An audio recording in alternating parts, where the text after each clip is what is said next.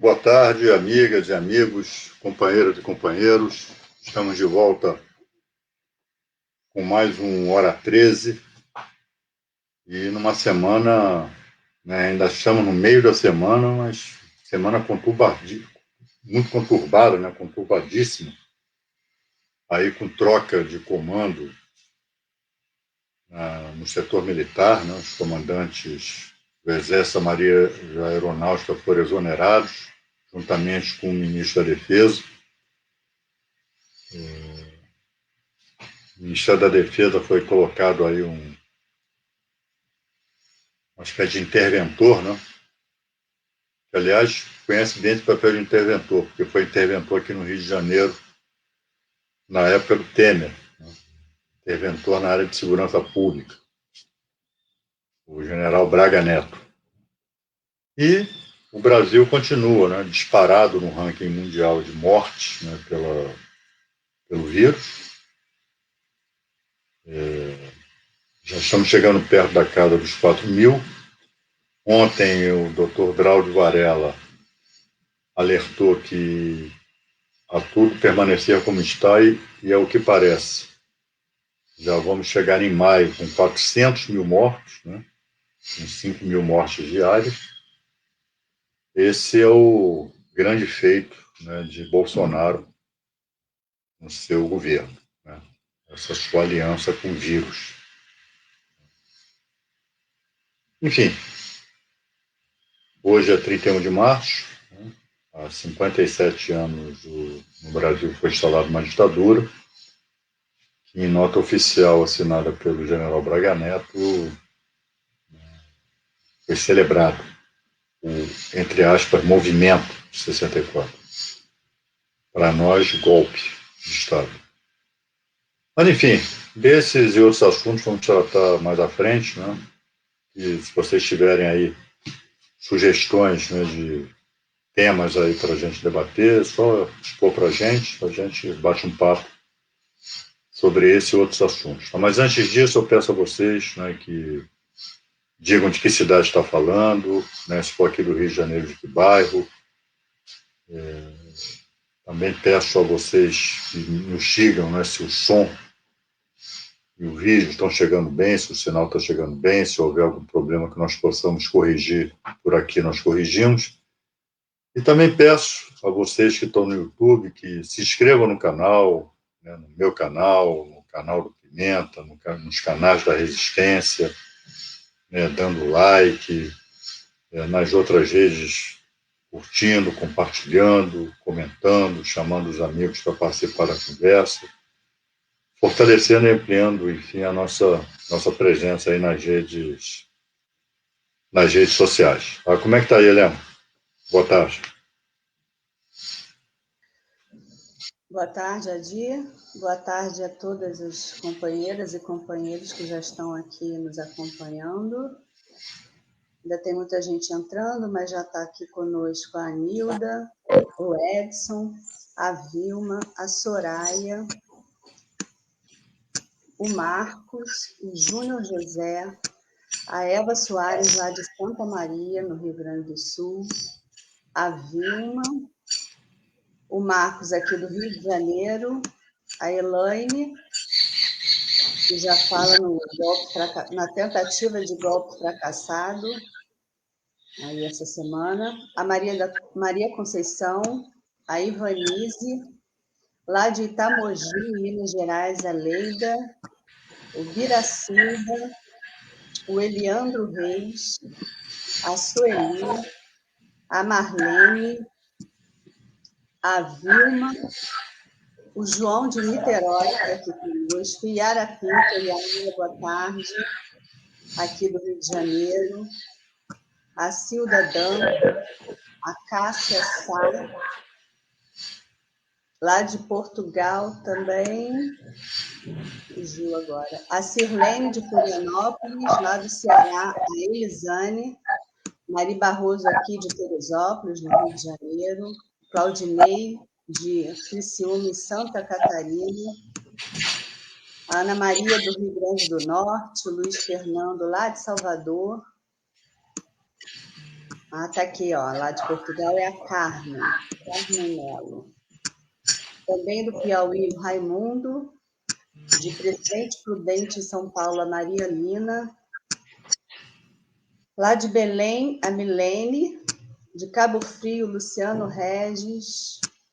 A Maribel, também de Santa Catarina. Do Piauí, a Conceição. Gustavo Proença, nosso amigo, aí está aqui conosco, te desejando aí forças. A Vanilda, de Minas Gerais. Espírito Santo. Bom, Ladeira de Andradas, também em Minas Gerais. Piracicaba, em São Paulo, a Benedita. Tem Petrópolis, aqui o Luiz. Aracruz, a Nilda. Lá de São Luís, a Sueli.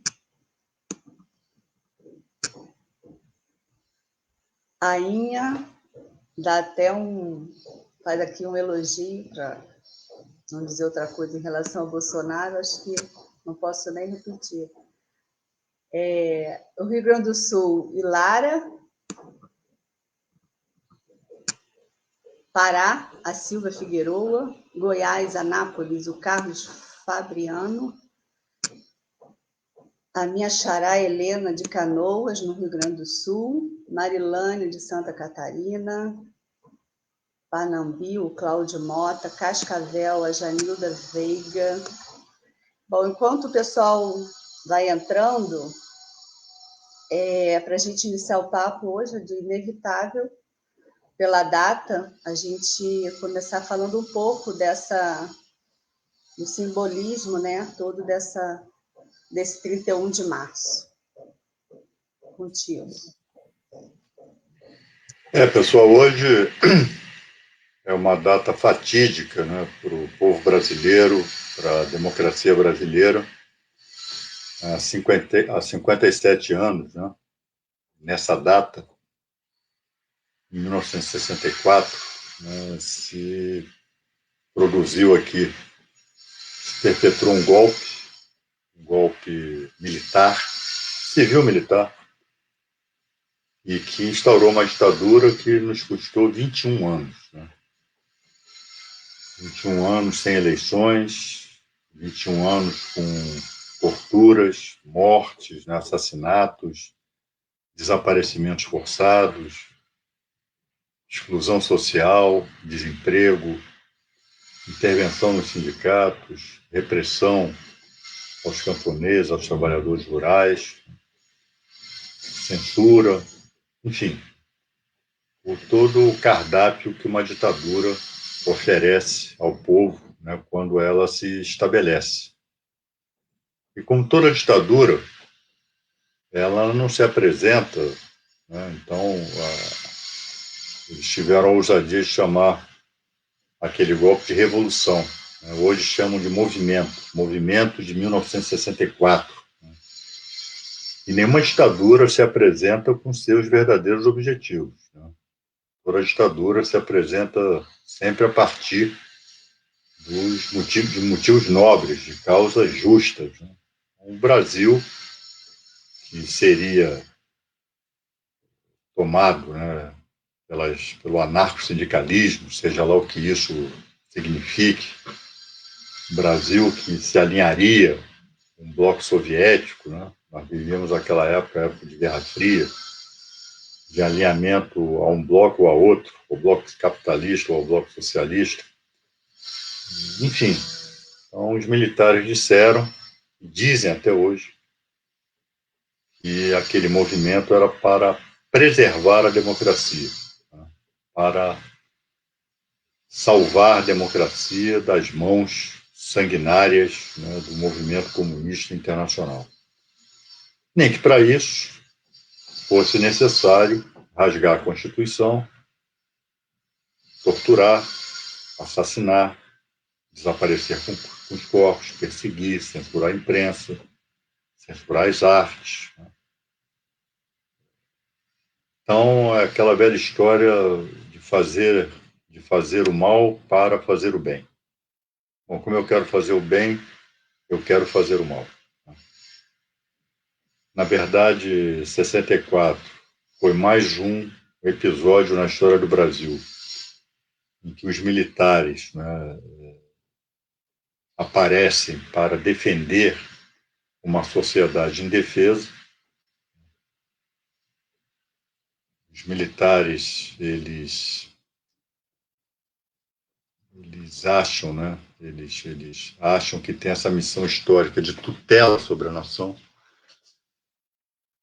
Não é à toa a nossa república, ela foi fundada em 1889 com um golpe militar. O nosso Marechal Deodoro foi o primeiro golpista egresso das Forças Armadas. E até hoje é assim. Até hoje nós vemos aí, vira e torna, né, pedidos para intervenção militar, mesmo quando não há pedidos, os militares se arvorando o direito, né, de tutelar a política sob frases bombásticas, né, e retóricas de que não admitem a política nos quartéis. Né? Então, só fazem política se, na hora de defender seus privilégios e quando reforçam narrativas do tipo 1964, né? Salvar o Brasil, salvar sua democracia, o comunismo, né? Aliás, hoje o vice-presidente general Mourão repetiu a lenga-lenga. E hoje, na noite de ontem, né?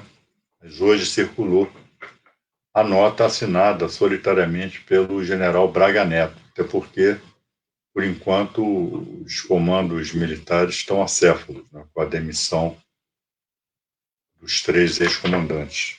Não foram, que eu saiba, ainda não foram nomeados comandantes do Exército, da Marinha e da Aeronáutica. Até uma nota, em comparação com outras, de outros tempos, mesmo a nota do ano passado, do ano retrasado, é até uma nota moderada, né? Cheia daqueles lugares comuns, né? Mas, como sempre, enaltecendo o que eles chamam de Movimento 64. Aqui no Brasil, enquanto os militares não reconheceram que 64 foi um golpe de Estado e continuarem celebrando, né, um movimento, seja lá o que for, mas, na verdade, um golpe que rasgou a Constituição, instalou uma ditadura que durou 21 anos, significa que eles sempre estarão dispostos a dar um golpe, né? Por mais que digam que não, por mais que retoricamente se coloquem, se apresentem como guardiões da democracia.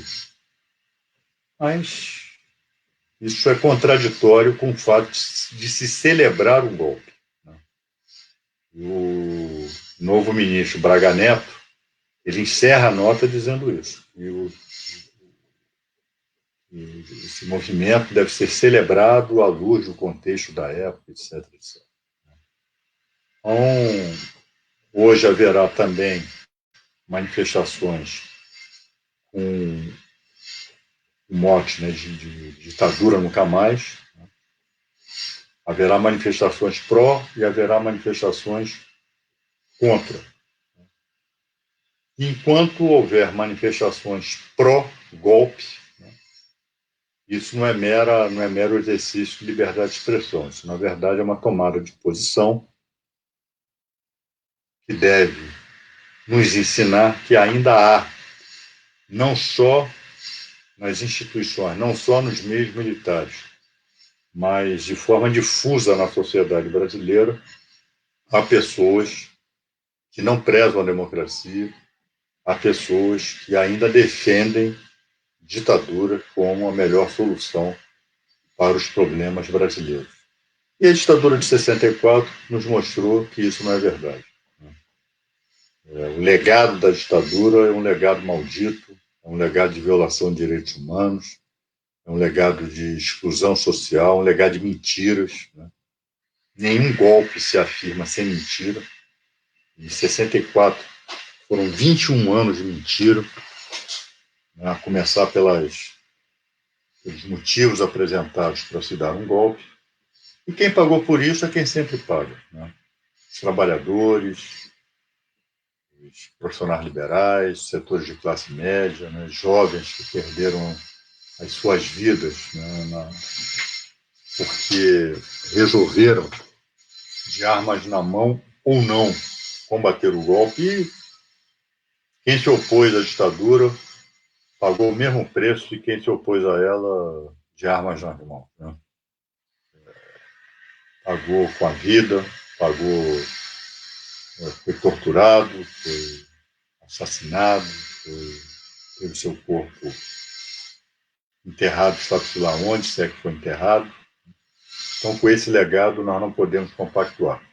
Então, como o Pimenta muitas vezes faz, né, vamos colocar aí a hashtag ditadura nunca mais. Né? Essa é a palavra de ordem de hoje, ditadura nunca mais. Né? E fique a lição que a nossa democracia, nenhuma democracia é conquistada e mantida sem luta, sem estarmos vigilantes. Né? Ditadura é algo que pode ser roubado, nos roubar a qualquer hora. É o que, aliás, Bolsonaro está tentando fazer. Então, que 31 de março sirva de lição para que nunca mais aconteça. Né? Para que nunca mais nós tenhamos uma ditadura aqui no país, embora estejamos sendo hoje presididos por um sujeito que ama a ditadura, que enaltece a ditadura, que enaltece a tortura, que enaltece o torturador, que enaltece a morte, né? Que é solidário ao vírus, que já nos levou mais de 350 mil brasileiros e brasileiras ao longo, né, desse um ano, desse um pouco mais de um ano, né, de vigência dessa pandemia. Ditadura nunca mais. Como é que está aí, Helena? Ditadura nunca mais é o que mais se repete aqui. Queria também dar uma boa tarde para a Maria Tereza, que está sempre aqui conosco, que entrou, a Sueli Luxir também. Temos a Jaqueline diretamente lá do Canadá. O Heleno, nosso companheiro, também está aqui nos acompanhando. A Adel fala que, né, a ditadura militar de 64 foi uma história perversa que o Brasil deveria se envergonhar. E, no entanto, até hoje os militares teimam em comemorar a data, né? Durante essa semana, nós assistimos a uma mexida grande aí no governo, né? Tivemos a demissão dos comandantes militares, a troca de vários ministros. Acho que seria interessante você fazer uma análise para a gente do impacto dessas mudanças todas e das motivações, para a gente entender um pouquinho melhor essas movimentações.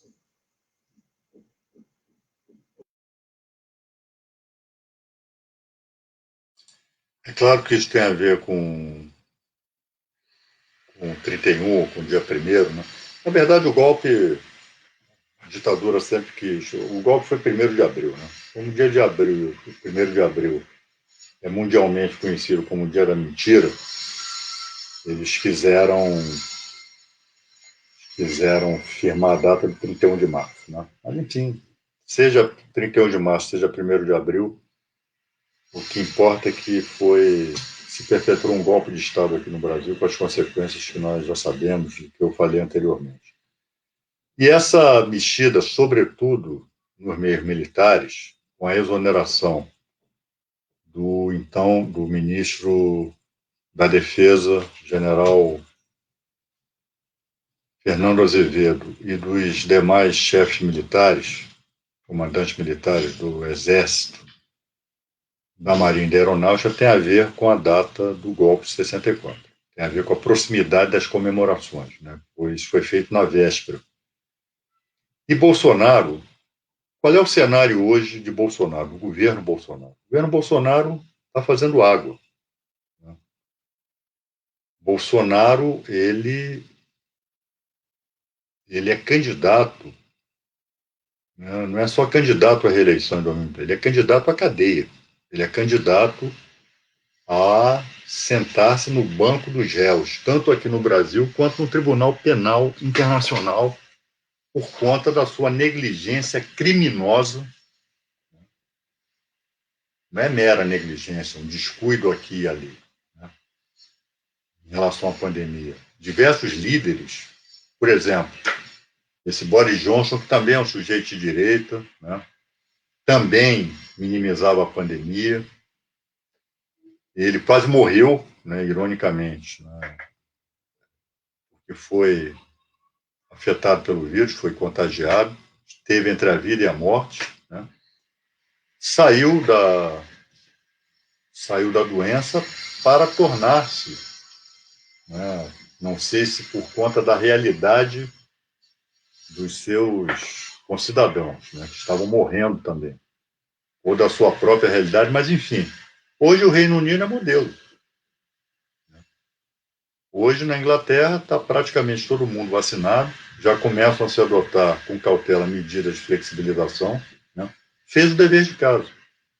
Ele foi negligente no início, essa negligência dele talvez tenha causado algumas mortes, alguns contágios, possivelmente, mas se corrigiu a tempo. Bolsonaro não, né? Então Bolsonaro é uma negligência dolosa, intencional, né? Não é um mero descuido.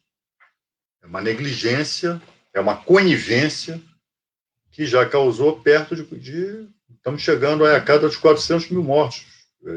Segundo o doutor Drauzio Varela, vamos chegar já já. Em maio, né, e segundo o ex-ministro Arthur Quioro, em junho, julho, chegaremos aos 500 mil mortos. Bolsonaro hoje manda mensagem à nação dizendo que todo mundo tem que... Esse auxílio não pode durar muito tempo, que tem que... Todo mundo está trabalhando, quer dizer, é para matar os trabalhadores. Esse é um falso dilema, é um dilema que ele criou. É um dilema que ele força para ser real. Ou trabalha, né, ou morre. Né, ou morre em busca do emprego, ou morre pela doença, pelo vírus. Né. Ele deveria estar protegendo o emprego. Deveria era comandar um lockdown, como se fez nos outros países, e se fez aqui, por exemplo, em Araraquara, e os dados foram positivos. Agora, o que nós temos aqui é um presidente que bate palmas, que apoia o vírus, que é aliado do vírus, mas está acuado. Porque essa conta de morte, não adianta ele agora aparecer de máscara, dizer que sempre foi um defensor da vacina, não usar mais a palavra cloroquina, né? Mas não adianta. Hoje em dia, essa história de que o povo tem memória curta, hoje isso não pega, isso não corresponde mais à realidade. Hoje tudo é filmado, tudo é gravado, tudo é registrado. Né? Sempre se mostrarão as diversas ocasiões em que Bolsonaro falava em gripezinha, dizia para quem estava morrendo, né, para os familiares do que morreram, para de frescura, para de mimimi, sabotando o processo de vacinação, sabotando os governadores, sabotando as medidas de isolamento. Isso está na conta dele. Então, aquele bloco antipetista que levou Bolsonaro a ser vitorioso nas eleições de 2018, esse bloco não existe mais. O que Bolsonaro, né, ele com essa mexida aí no ministério, o que ele quer? Ele quer, na verdade, ajudante de ordem, é gente que faça o que ele quer. É onde ele pode, onde ele está procurando se segurar, no Congresso, no Centrão e nos meios militares. Segundo as manchetes dos jornais de ontem, a demissão do chefe do Exército, cuja cabeça havia sendo pedida por Bolsonaro ao então ministro da Defesa, deve-se ao fato de o general Pujol se recusar a criticar o Supremo Tribunal Federal no julgamento, se criticado por conta do resultado do julgamento aí envolvendo os processos do presidente Lula. E ele teria se recusado. Ou seja, Bolsonaro queria um novo Vilas Boas, que ele se comportasse de maneira golpista e irresponsável, como o general Vilas Boas se comportou na época, com aquele famoso Twitter. Né? E o general Pujol teria se recusado. E o próprio comportamento de Bolsonaro, né, que, além de desrespeitar as normas da Organização Mundial da Saúde, fez manifestações antidemocráticas, golpistas, ano passado, na porta do quartel-general do Exército, lá em Brasília. O fato de um dos generais a ele subordinado ter elaborado um documento que preconiza que as tropas sigam as recomendações da OMS. E Bolsonaro não gostou, óbvio. Que mostra o seu apreço, inclusive, pelo, né, entre aspas, meu exército. Assim que ele se refere ao exército como se fosse a milícia dele, a milícia aqui do Rio, a milícia que ele sempre prestigiou aqui no Rio de Janeiro, ele e os filhos. Né? Então, o general disse que não, o general Azevedo disse não, né, não ia embarcar nessa aventura. Tem um episódio do policial baiano, né, que em surto psicótico acabou sendo morto numa operação, porque ele atirou nos seus colegas, né, acabou sendo morto, e tentou se sublevar às polícias militares contra os governadores. Né, esse confronto permanente de Bolsonaro com os governadores, que mostra que é um sujeito que não tem condições de continuar presidente da República. E também o seu líder, o seu títere no Congresso Nacional, na Câmara dos Deputados, o deputado Vitor Hugo, né, sujeito obscuro, veio do nada, com essa tal lei de mobilização social. Ou seja, o que está previsto na Constituição é a figura da mobilização social em tempos de guerra, se o país for invadido por outro, e Bolsonaro trata o vírus, né, que ninguém vê, né, como se fosse um exército inimigo. Claro não, é o exército amigo dele. Né? Na verdade, ele quer tirar poderes dos governadores, fazer que nesse quadro de mobilização social, quem comanda as polícias militares é o governo federal, o chefe do Poder Executivo, no caso, Bolsonaro. Com possibilidade de convocar civis para essa guerra, leiam-se, milicianos. Os chefes militares não toparam, né? E agora está-se diante, né, de uma situação em que Bolsonaro vai colocar generais quebrando o princípio da antiguidade, que é muito caro às Forças Armadas, ao Exército, sobretudo, vai colocar no comando do Exército, da Marinha e da Aeronáutica, oficiais mais novos. Quem topar o encargo vai se comprometer com as aventuras golpistas de Bolsonaro, que não aceitaram embarcar numa aventura golpista. Não que sejam tão democráticos assim, não vamos nos desiludir também, não. Né? Não são, não. Mas isso é uma aventura. Você não tem narrativa para dar golpe aqui no Brasil. Aquela narrativa de 64, embora mentirosa, mas ela se afirmava pelo contexto da época, era um contexto de Guerra Fria, que parte da sociedade acreditava naquela mentirada lá, que o Brasil ia virar república anarco-sindicalista, ia virar uma colônia soviética, que uma nova Cuba, um Cubão, né, na América Latina. Havia um contexto para se acreditar nisso. Hoje não tem mais isso. Nem a Globo apoiaria um golpe desse, a imprensa não apoiaria, os empresários não apoiariam, os Estados Unidos não apoiariam. Então, isso é uma coisa de um psicopata. Né? Mas quem assumir vai topar?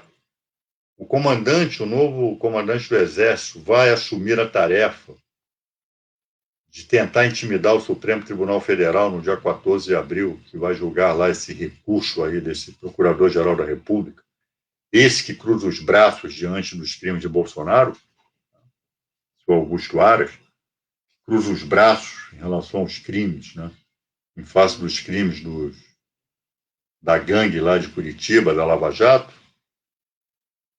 Mas quem apoiaria essa aventura? General Braga Neto, né, já é tido, já está queimado, já é tratado como interventor, né, coisa que ele conhece porque ele foi interventor aqui no Rio. E o trabalho de Braga Neto aqui no Rio de Janeiro, da intervenção, qual foi o único saldo da intervenção militar aqui em 2018, 2019? Qual foi o único saldo? Fortalecimento das milícias. Este foi o saldo da intervenção. As milícias saíram mais fortes. Todo o trabalho da polícia, da polícia aqui do Rio, né, já era um trabalho precário, em seus mais diversos aspectos, ele desmantelou, ele desmoralizou a atividade policial aqui no Rio. Atividade de inteligência, etc. Então, fica aí a interrogação: quem vai ocupar o lugar dos comandantes exonerados? Como vai se comportar o general Braga Neto à frente do Ministério da Defesa?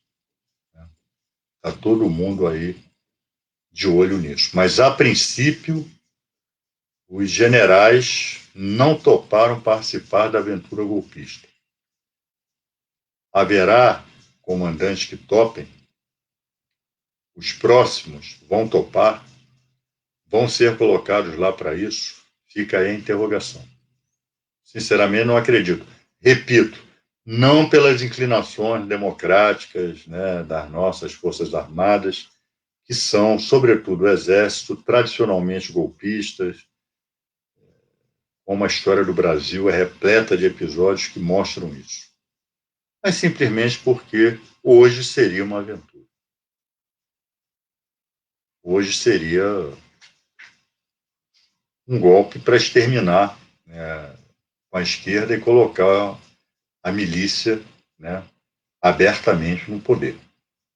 Só se for para isso. Só se for para isso.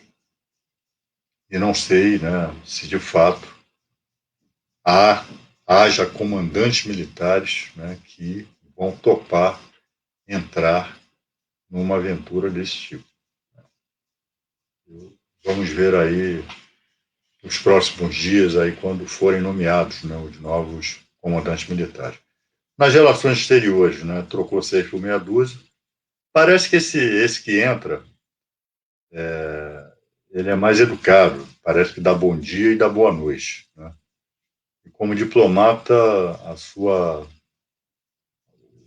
destaque aí do seu currículo é ter sido, ao longo dos anos, cerimonialista no Palácio do Planalto. Essa é a grande experiência diplomática do novo ministro das Relações Exteriores. Tem a mesma experiência do seu antecessor, do fascista, do idiota, né, que foi exonerado, ou seja, nunca foi embaixador, né, ninguém sabe quem é do baixo clero do Itamaraty, e parece apenas ser uma pessoa mais bem-humorada e mais educada. Mas não é disso que o Brasil está precisando nesse momento em termos de ministro das Relações Exteriores, né? Nós precisamos de alguém com estatura diplomática, moral, né, de conduta diplomática para negociar, né? Nós precisamos hoje de um grande negociador, sobretudo negociar vacinas para o povo brasileiro que está sendo morto, né, pela irresponsabilidade do governo, e que estabeleça relações, né, maduras, né, realmente diplomáticas com os nossos parceiros, com a China, com os Estados Unidos, né, na linha do que a diplomacia brasileira tradicionalmente sempre foi, de independência, de pragmatismo, né, de respeito à coexistência entre os povos, não intervenção em assuntos internos de outros países, defesa da soberania nacional. Obviamente não é o caso desse obscuro funcionário, né, que vai assumir o Ministério das Relações Exteriores. Fez um aceno ao Centrão, né? E que nós sabemos que o Centrão não se contenta com pouco, colocou aí essa deputada, que é a mulher daquele Arruda, que foi governador, que saiu preso do governo do Distrito Federal, aí na Secretaria de Governo. O Centrão não quer só isso, né? A gente sabe. Então, Bolsonaro vai ter problemas também no Congresso Nacional com o seu relacionamento com o Centrão. E nós sabemos que o Centrão não morre afogado com ninguém. Se for o caso, eles deixam Bolsonaro no meio da estrada, né, e vão apoiar impeachment. Mas aquilo que o Bolsonaro está oferecendo ainda é muito pouco para os apetites do Centrão. Então, pessoal, no frigir dos ovos, no resultado de tudo isso, a única conclusão que nós chegamos é que não dá mais para aturar Bolsonaro até 2022. Temos que nos livrar desse sujeito. O Brasil está passando, não é brincadeira, né? A perspectiva é a mais sombria, a mais macabra, né? Vamos chegar a casa dos 500 mil mortos por conta da negligência criminosa, né, de Bolsonaro. Que hoje deve estar, hoje, 31 de março, deve estar aí lamentando, né, que ele ainda não tenha podido instalar uma ditadura como foi aquela de 64. Como é que está aí, Helena? Wadi, como diz a Yara, ela espera que as Forças Armadas sigam na defesa do Estado e da Constituição, né? Vamos torcer para isso. As falas, de um modo geral, elas estão muito apreensivas em relação a essa tentativa de golpe e muito perplexas que, diante de tudo isso, Bolsonaro ainda continua firme onde está, né? Mas, continuando aqui o nosso papo, já que a gente vai falar agora sobre essa fala do Moro que teve aí anteontem, né, no Jornal Nacional, eu já vou te adiantando também duas perguntas que se relacionam a essa questão de Moro e Lava Jato. O Anderson, ele pergunta se existe relação entre a reunião do Moro, FHC, Salles e o general, que a Globo repercutiu muito e que tinha os mesmos empresários golpistas de sempre. E o Wellington pergunta se o juiz Ricardo Leite será prevento para os demais casos do Lula.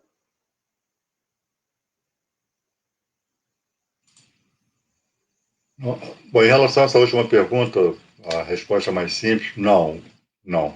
Para todos os casos, todos vão ser distribuídos.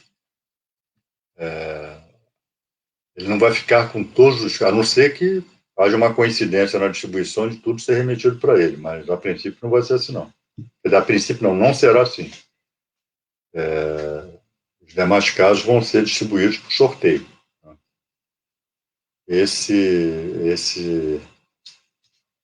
E é bom lembrar que, ao mesmo tempo, esse mesmo juiz que, na época até eu estava no parlamento, chamei de juiz Eco, quando ele mandou fechar o Instituto Lula, mas depois absolveu o presidente Lula, em outro processo. Então vamos ver. As coisas não vão ser também tão simples como eram para a Lava Jato, não, viu, pessoal? Quem quiser, esses juízes aí de Brasília, se quiserem, mais uma vez, atropelar o devido processo legal, não vão ter as facilidades que o Moro e os outros criminosos lá de Curitiba tiveram, não.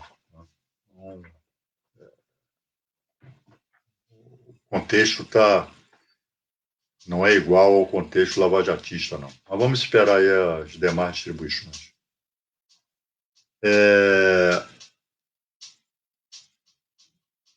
Não sei se passa pela cabeça dos executivos da Globo o que a Globo, ao mesmo tempo que não apoia Bolsonaro, possivelmente quer se livrar de Bolsonaro, mas também, óbvio, né, não quer Lula de novo lá, não quer Lula lá.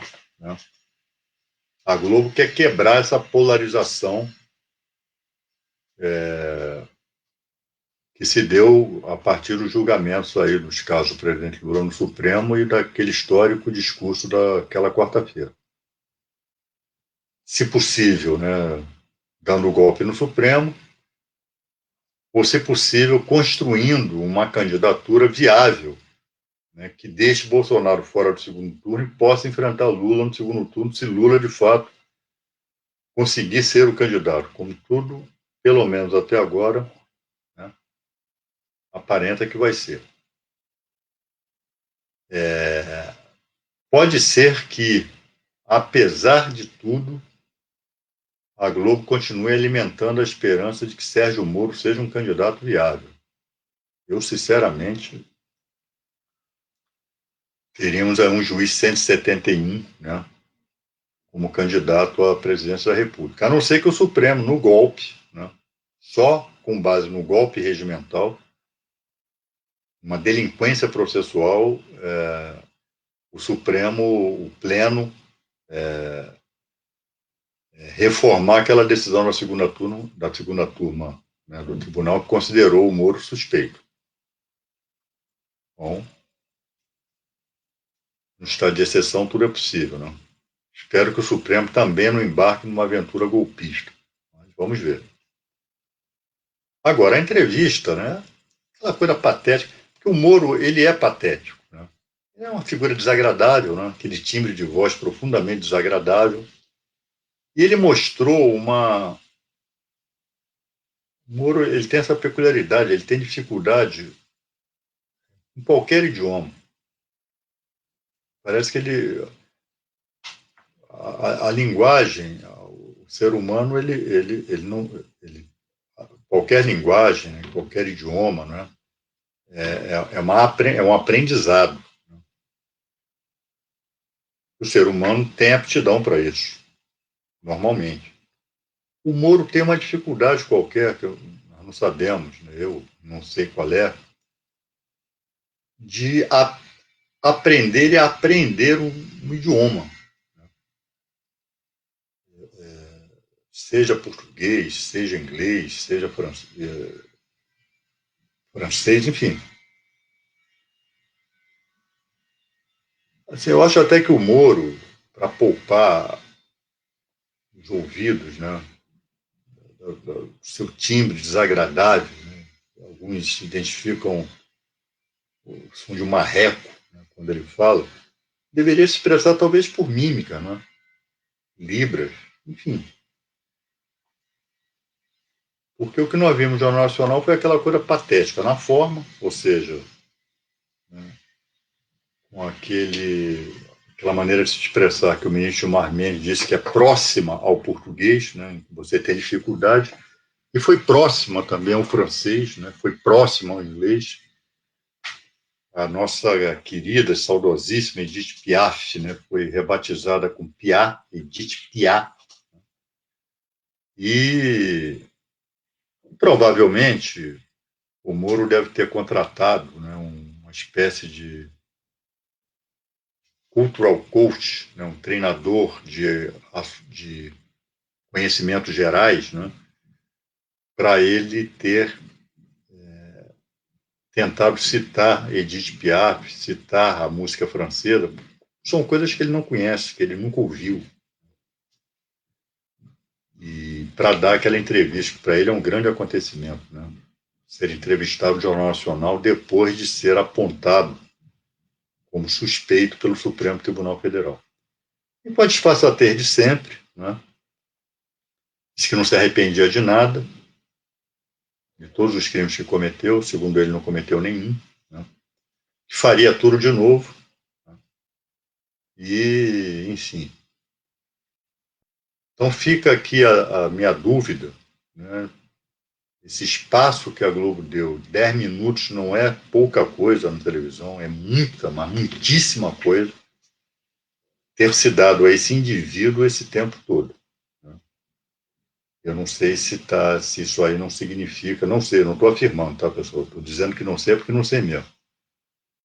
É uma tentativa de buscar, uma tentativa desesperada da Globo de salvar Sérgio Moro e mantê-lo, né, e tentar construir uma candidatura viável à presidência da República. Né? Com o fator Lula, né, a polarização está dada, Lula-Bolsonaro. E esses setores aí capitaneados pela Globo devem estar numa busca desesperada em encontrar um candidato que quebre nessa polarização. Agora esse candidato não apareceu, e eu não sei se isso não parte de uma tentativa de Moro, da Globo, em viabilizar Sérgio Moro. Mas toda a disfarçatez de Moro, o seu cinismo, né, a sua frieza, o seu não arrependimento, né, mostra que se essa turma não for punida, o lugar de Moro não é dando entrevista, o lugar do Moro é prestando contas à justiça brasileira, sentado no banco dos réus. Esse é o lugar dele. Né? E depois ver o sol nascer quadrado. Esse é o destino que, num país democrático, o Moro teria. E aí, Helena?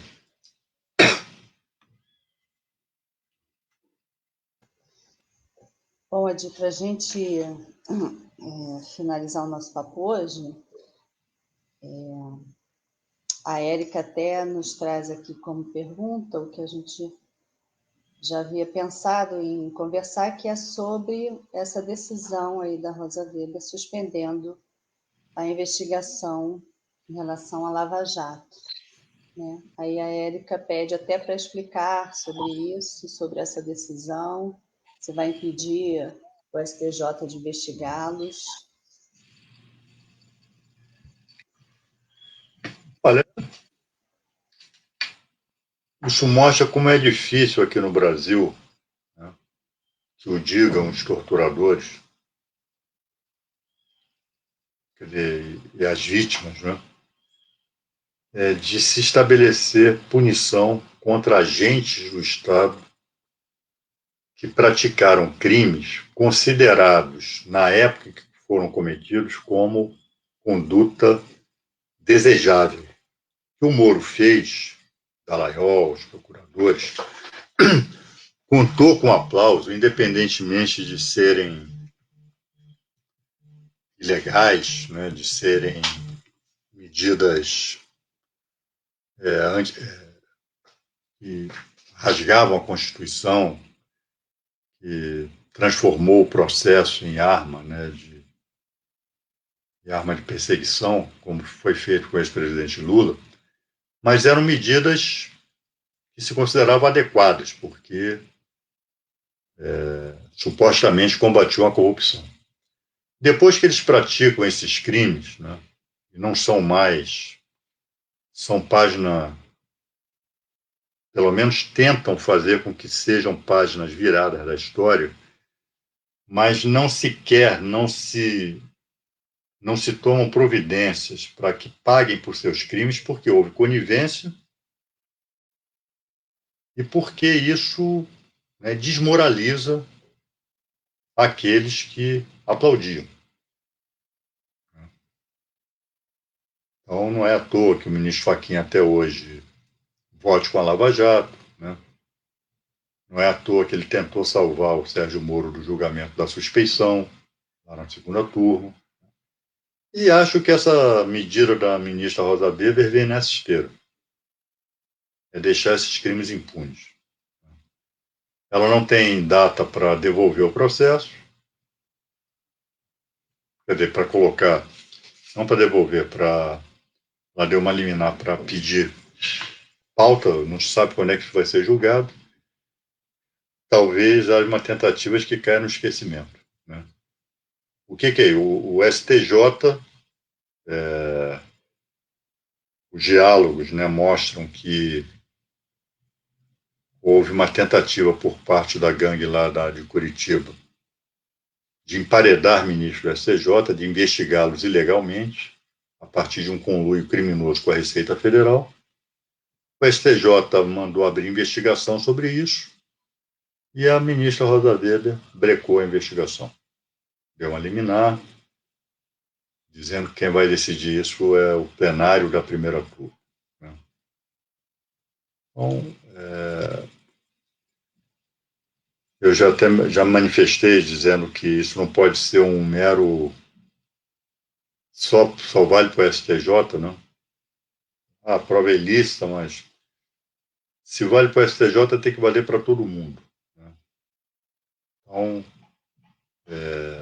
se eles cometeram crimes, eles têm que ser investigados. Não é só porque atuaram contra ministros do STJ que merece uma investigação. Todos os crimes que eles cometeram têm que ser investigados, seja lá contra quem tiver sido. Mas a ministra Rosa Weber, no primeiro momento, não concorda com isso, né, e suspendeu a investigação. Quando isto vai ser pautado, só Deus sabe, né? Se é que vai ser pautado em curto espaço de tempo. Enquanto isso, eles continuam impunes. Enquanto isso, Sérgio Moro dá entrevista aí, né, continua se dizendo um injustiçado, né, campeão da luta contra a corrupção, né, continua com seu cinismo costumeiro. Enfim, vamos ver se mais à frente o colegiado, o famoso colegiado, reforma essa decisão da ministra Rosa Weber e esses procuradores sejam investigados de fato como devem ser. Não só por esses, mas por todos os crimes que cometeram. E aí, Helena, acho que já falei demais, não? Wadi, antes de finalizar, não é uma pergunta fácil, mas a Rosiane repetiu a pergunta aqui algumas vezes. Ela pergunta quais as ações concretas que a esquerda está realizando para barrar o Bozo genocida de continuar matando os brasileiros e ameaçando de golpe. Há diversas ações judiciais no Supremo, há diversos pedidos de impeachment no Congresso Nacional. Não tem jeito, o impeachment é povo na rua, impeachment é mobilização popular, né? A oposição faz o que pode, mas só ela é impotente para isso. O impeachment tem que contar com o apoio de antigos aliados de Bolsonaro, o vice-presidente tem que estar na trama. Não é uma coisa simples assim. Mas essa luta ela tem que continuar, porque Bolsonaro é incompatível com a vida, com a decência, ele é incompatível com a governabilidade séria, né, necessária para o povo brasileiro.